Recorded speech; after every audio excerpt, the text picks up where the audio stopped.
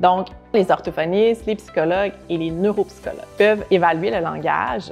De base, les neuropsychologues et les psychologues, quand ils vont faire l'évaluation du développement cognitif d'un enfant, ils vont évaluer le langage parce que ça fait partie d'une sphère cognitive au même titre que l'attention, la mémoire, les fonctions exécutives. Parfois, il y a certains psychologues, neuropsychologues qui sont à l'aise de poser une conclusion de TDL, mais la plupart des neuropsychologues ou psychologues vont référer en orthophonie pour faire le diagnostic. Ça dépend de leur formation ou de l'expérience.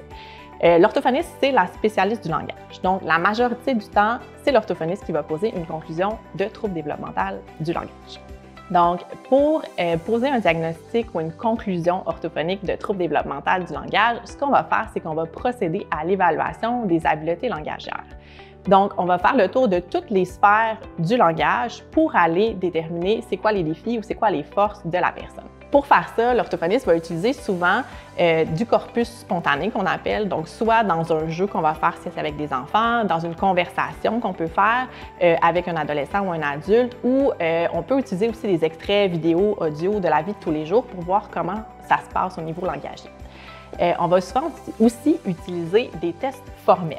Donc, des tests formels, c'est des processus, des procédés qui sont développés pour qu'ils soient standards et utilisés de la même façon avec tout le monde. Ça nous permet de comparer les personnes en fonction de ce qui est attendu à un âge ou à un niveau scolaire, par exemple. Donc, quand on utilise des tests formels, on pourrait demander à la personne évaluée de nommer des images qui sont présentées, de manipuler des objets en fonction des consignes ou, par exemple, d'inventer une histoire à partir d'une séquence d'images. L'objectif ici, c'est de recueillir le plus d'informations possible sur toutes les sphères du langage pour ensuite aller poser la conclusion, mais surtout aussi d'aller déterminer justement c'est quoi les impacts fonctionnels, donc les impacts dans la vie de tous les jours.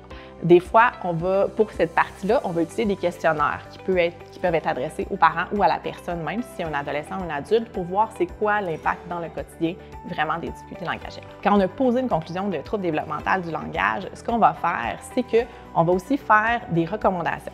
Donc, les recommandations, ça pourrait être de faire un suivi en orthophonie, par exemple, pour aller stimuler certains aspects du langage. Donc, on pourrait recommander un suivi individuel, donc avec un orthophoniste.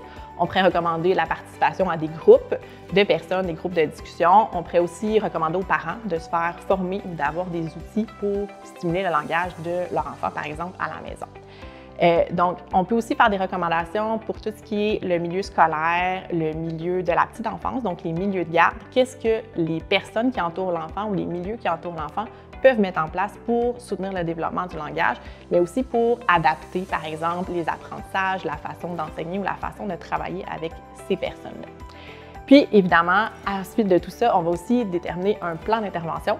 Donc, on va établir les objectifs qui seraient prioritaires à travailler pour les personnes. On va établir les objectifs en fonction de, oui, ce qu'on s'attend au niveau du développement normal, je veux dire, ou du développement, de ce qu'on s'attend en termes de langage au niveau du développement, mais aussi en fonction des défis que la personne vit dans son quotidien.